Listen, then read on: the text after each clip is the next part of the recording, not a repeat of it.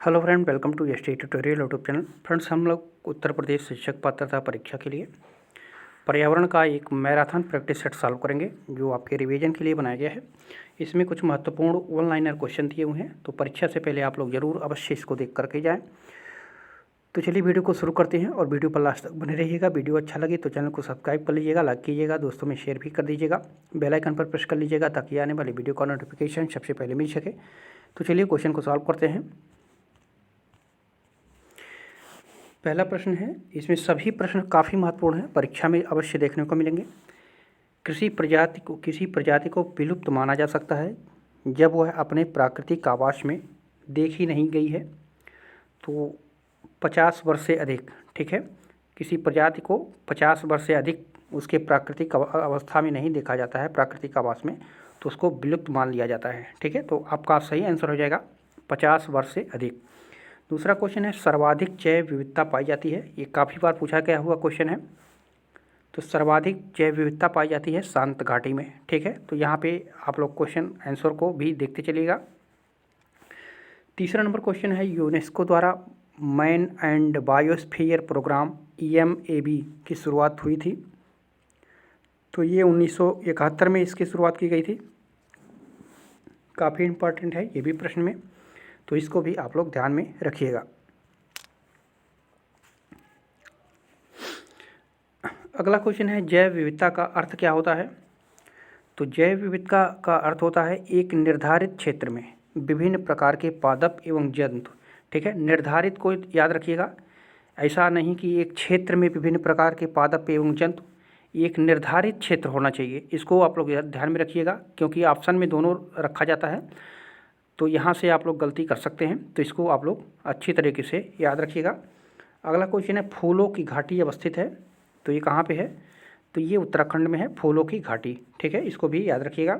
Red data book का संबंध किससे है, तो ये विलुप्ति से संकट से ग्रस्त जीव जंतु जो होते हैं, तो कब विलुप्त माना जाता है, जब 50 वर्ष से अधिक अपने प्राकृतिक आवास में नहीं होते हैं। अभी हम लोग पहला क्वेश्चन पढ़े हैं, तो इसको भी आप लोग याद रखिएगा यहाँ पे।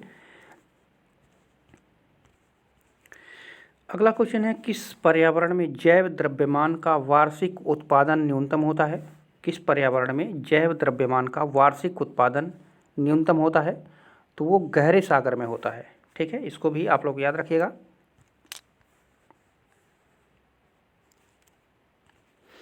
अगला क्वेश्चन है, भारत की जनसंख्या तीव्र गति से बढ़ रही है किंतु पक्षियों की संख्या तेजी से घट रही है, क्यों ऐसा हो रहा है।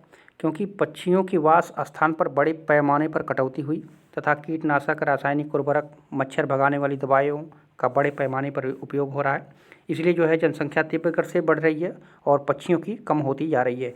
ठीक है, तो याद रखिएगा। अगला है, जैव विविधता के आवास का मुख्य कारण है। जैव विविधता के आवास का मुख्य कारण क्या है, तो प्राकृतिक आवासीय विनाश, जो पेड़ पौधे का कटान हो रहा है, प्राकृतिक आवासीय विनाश हो रहा है, उसके कारण जो है जैव विविधता के आवास में जो है कमी हो रही है, ह्रास हो रही है। अगला है, किसी प्रदेश की जैव विविधता के लिए संकट हो सकते हैं। तो भूमंडलीय तापन भी हो सकता है, प्राकृतिक वास का विखंडन भी हो सकता है, और विदेशी प्रजातियों का आक्रमण हो सकता है।